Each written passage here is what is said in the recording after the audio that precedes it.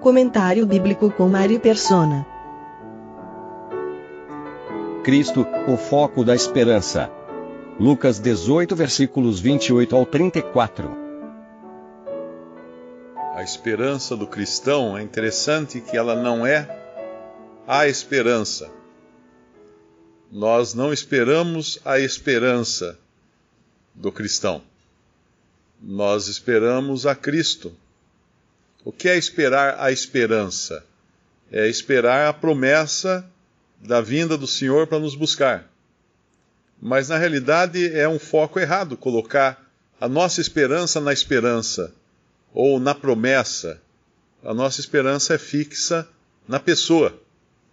Porque se a esperança do cristão fosse na promessa de Cristo vir nos buscar, ele já estaria pensando em si mesmo, nas suas vantagens, no seu desejo de sair desse mundo, de se livrar das suas dificuldades, e não necessariamente em satisfazer aquilo que é o desejo do Senhor também, que ele falou quando ele se despediu, quando ele ora: Pai, eu quero que esses estejam onde eu estiver, eu quero que esses estejam também.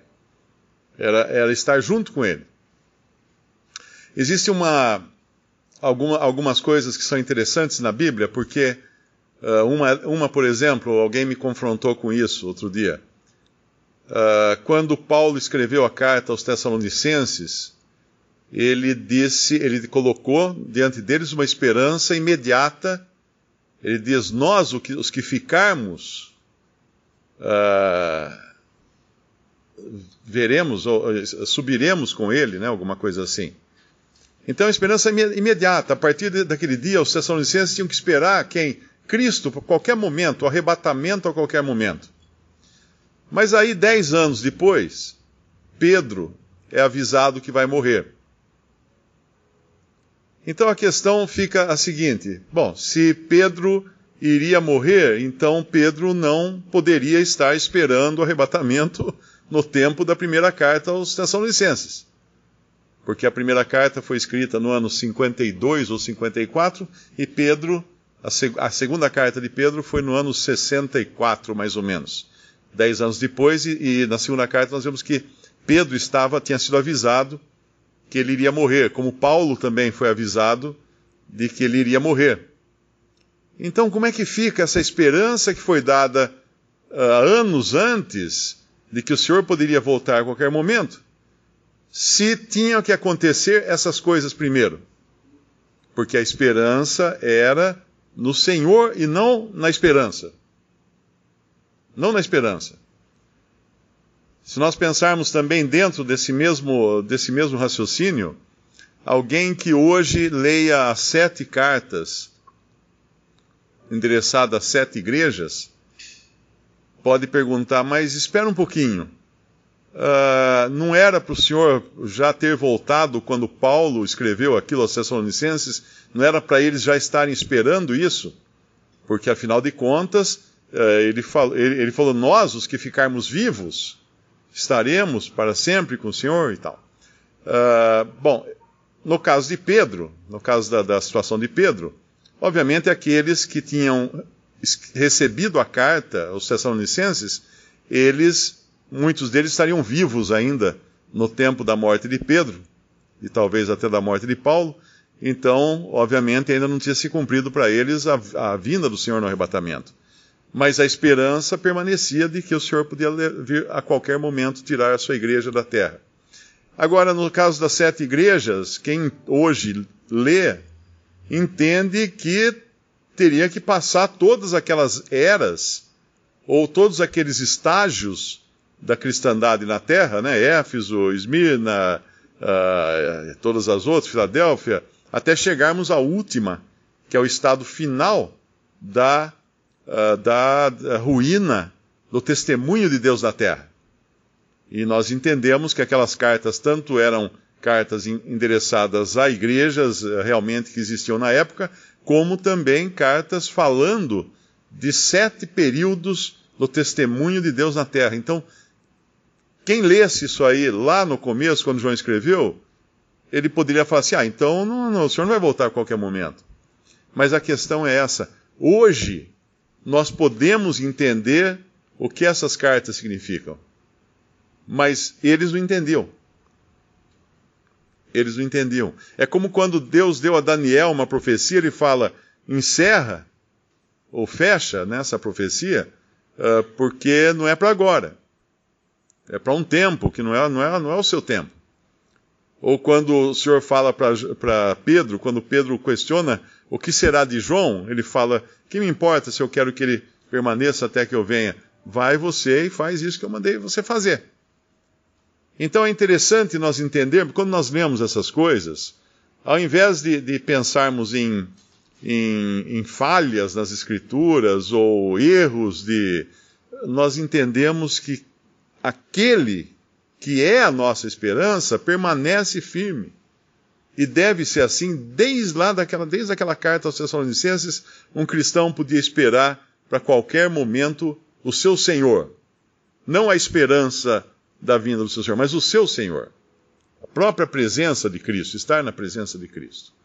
E essa é a esperança nossa hoje. Os apóstolos aqui, eles estavam confusos, porque muita coisa que o Senhor falava tinha a ver com eles naquele momento, mas muitas coisas não tinham a ver com eles. Porque ele falava a eles como representando um remanescente que ainda vai surgir. Para quem não entender as diferentes dispensações, isso é uma confusão, mas espera, então por que ele falava para eles que eles se sentariam nos tronos, em 12 tronos e tudo mais, se ainda iria vir o período da igreja e tudo mais? Como que ele falava para eles esperarem para qualquer momento o estabelecimento do reino? E aí que é a questão da profecia. Nós não enxergamos ela toda. Deus nos dá um foco e nos dá uma certeza e nos dá uma pessoa em quem nós concentrarmos a nossa esperança. Mas, como eles lá naquele momento, eles eram representantes de um remanescente que viria depois, que seria levantado depois. Então, quando ele fala aqui, por exemplo, eles nada entendiam disso, essa palavra lhes era encoberta, no versículo 34, não percebendo o que ele se lhes dizia. Então, muitas coisas que eles escutaram, eles depois iriam entender, porque o Espírito Santo iria habitar neles e dar entendimento dessas coisas. Mas muitas coisas também que eles depois iriam entender, tinha outras que eles seriam uma incógnita ainda. Porque eles não teriam ainda chegado no momento certo para entender aquilo. Por exemplo, hoje nós olhamos para trás e nós sabemos dos 7 períodos da cristandade na Terra, porque nós podemos olhar para trás. Caso contrário, nós não saberíamos. Porque nós sabemos que estamos no último período, que começou na metade do século XIX, depois, logo do período que equivale a Filadélfia, quando Deus restaurou muitas verdades, e aí então veio aquela ruína de novo, né, porque houve divisão e tudo mais, e estamos no que estamos hoje, Laodiceia, desde a metade do século XIX, vivendo esse último período. Mas hoje nós olhamos para trás e podemos entender, então, é assim, é isso, né? Era assim, então. Mas isso não deixava de ser válido o que o Senhor falou para eles lá em Tessalônica, para eles esperarem, para terem essa esperança viva no coração deles, porque o Senhor poderia vir a qualquer momento. Aqui, quando ele fala no versículo... imaginamos eles escutando o versículo 31, tomando consigo os 12, disse-lhes, eis que subimos a Jerusalém e se cumprirá no Filho do Homem tudo o que pelos profetas foi escrito. Nesse momento os discípulos devem falar assim, uau, vai estabelecer o reino agora, é hoje então, que os romanos vão ser expulsos da nossa terra e o nosso Cristo vai estabelecer o seu reino. Mas daí vem o versículo 32, pois há de ser entregue aos gentios, escarnecido e jurado. Aí bagunçou tudo, eles já não entendiam mais o que ele estava falando, por isso que ele fala que não entendia. Porque ainda isso não era possível que eles entendessem. Naquele momento não era possível. Haveria um momento quando seria possível. Naquele momento não era possível ainda. Quando ele fala também, no versículo Bom, a gente entende que todo esse salvar-se que ele fala aqui não tem necessariamente o sentido de salvação eterna, mas é um salvar-se dentro do contexto judaico de que a carne precisaria estar salva ou a salvo para poder entrar no reino de Cristo na terra. Então é sempre dentro desse contexto que a gente tem que entender, porque o reino não é o céu. Quando o ladrão na cruz falou, Senhor, lembra-te de mim quando entrares no teu reino, esse ladrão na cruz pensou na terra, no reino terrestre de Cristo, na sua manifestação aqui na terra. E o Senhor respondeu o que para ele? Hoje estarás comigo no reino? Não. Hoje estarás comigo no paraíso. No paraíso. Algo que para ele não fazia nem sentido, porque ele não ia entender direito aquilo ainda. Não era o momento de entender. E no versículo 28 nós temos também um princípio, né, que vai valer, de certa forma já valia para os discípulos aqui nesse momento, tem valido para os cristãos no tempo que nós vivemos e vai valer também para esse remanescente que vai surgir depois do arrebatamento da igreja, no versículo 28. E disse Pedro, eis que nós deixamos tudo e te seguimos. E ele lhes disse, na verdade vos digo que ninguém há que tenha deixado casa, ou pais, ou irmãos, ou mulher, ou filhos, pelo reino de Deus, e não haja de receber muito mais neste mundo, ou nesta era, e na idade vindoura a vida eterna. E é interessante quando nós viajamos e nós descobrimos que nós temos muitas casas, muitos pais, muitos filhos, muitos irmãos, muitas irmãs, em todos os lugares que nós encontramos aqueles que são de Cristo e que nos recebem, que nos hospedam, os que têm costume de viajar e visitar os irmãos, sabem muito bem como é válido isso aqui. Mas outra coisa importante de entendermos, e nesse contexto, de que a profecia ela é muito mais ampla do que, às vezes, a estreiteza com a qual nós olhamos para ela, é, por exemplo, quando fala do cristão em conexão com a manifestação de Cristo. Alguém poderia dizer, mas escuta, nós estamos esperando a manifestação de Cristo ou estamos esperando pelo arrebatamento? A verdade é que nós estamos esperando a manifestação de Cristo. Por quê? Porque essa é a esperança dele também. Eu acho que tem um versículo que fala em 1 Coríntios capítulo 1, 1 Coríntios capítulo 1, versículo 7. De maneira que nenhum dom vos falta, esperando a manifestação de nosso Senhor Jesus Cristo, o qual vos confirmará também até o fim, para serdes irrepreensíveis no dia de nosso Senhor Jesus Cristo. E tem outras passagens também que falam do dia de Cristo, e isso relacionado não exatamente a judeus ou remanescente, mas a cristãos. O que nós temos a ver com o dia de Cristo? Tudo. Porque na realidade, mesmo quando o Senhor vier no arrebatamento da igreja para tirar a igreja da terra, ainda assim a história não está terminada. Para Cristo a história não está terminada. E como nós temos essa intimidade, essa conexão tão íntima com Cristo, não é apenas o arrebatamento que nós esperamos. Porque se fosse, seria um sentimento do tipo, puxa, agora resolvi meu problema. O resto, então, não quero nem saber, deixa aí para os outros resolver. Não. Porque o que o Senhor Jesus está esperando é o dia em que Ele virá em majestade, em poder, em glória, para reinar nesse mundo. Ele está esperando isso. E a esperança do crente também é esta, ainda que nós saibamos que, pelo menos 7 anos antes disso acontecer, nós seremos tirados da terra. Mas, a nossa expectativa deve ser a mesma do Senhor Jesus. Não é um sentimento do tipo assim, uau, fomos tirados da terra, agora vamos ficar aqui no céu, tranquilos, tal, e depois o Senhor vai lá na terra e resolver os problemas dele. Tal. Não. Nós estamos intimamente interessados nas coisas que o Senhor também está interessado. Então, quando, nesse sentido, a vinda de Cristo em poder, em glória, em majestade, é também uma esperança apropriada para o cristão. Aquela quando ele vem para estabelecer o seu reino, para passar limpo tudo, salvar aquele povo também que ele prometeu salvar lá atrás, no Antigo Testamento. Ainda esse povo ainda não tá incluído em todo o plano da salvação de Deus, na concretização desse plano, como estará no dia em que Cristo voltar com os seus santos para colocar os seus pés na terra, e nós voltaremos com ele. Então é muito importante nós quando falarmos de esperança, não nos limitarmos apenas àquela esperança que resolve o nosso problema imediato, não é? Uma vez alguém me perguntou se eu queria ir para o céu. Eu falei, não quero ir para o céu. O que eu vou fazer no céu?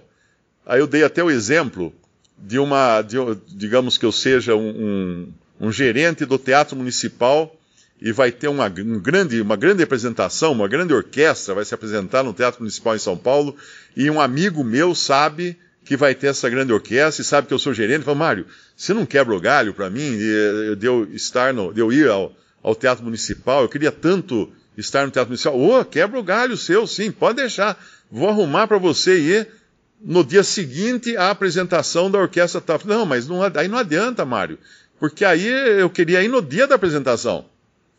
Porque, na realidade, o desejo dele não era o Teatro Municipal, mas o que iria ser apresentado dentro do Teatro Municipal. E assim o desejo do cristão não é o arrebatamento, não é o céu, não é se livrar da terra e dos problemas e das dores e angústias daqui. É Cristo. É Cristo. Porque se no céu se Cristo não estiver no céu, o que nós vamos fazer no céu? Então não é o onde, mas a pessoa. A essa pessoa que nós esperamos estar com Ele. Não estarmos no céu como aquela ideia de que vou me livrar dos problemas da terra, então vou para o céu para passar uma vida tranquila e feliz. Não, é sempre Cristo, porque lá tem uma passagem que fala que o testemunho de Jesus é o espírito da profecia. Não é o testemunho do arrebatamento, não é o testemunho da libertação dos judeus, não é o testemunho da igreja central da terra, não, é o testemunho de Jesus, é o espírito da profecia. O cerne de toda a Bíblia, de todos os planos de Deus, é Cristo Jesus, a pessoa de Cristo. E aí o cristão também vive nessa expectativa de estar com Cristo. Independente se vai levar 10 minutos, ou vai levar 10 anos, ou 100 anos, não importa, porque vai ser no momento em que Ele quiser, em que Ele vir para nos buscar, e depois para junto com Ele descermos aqui para Ele estabelecer o seu reino.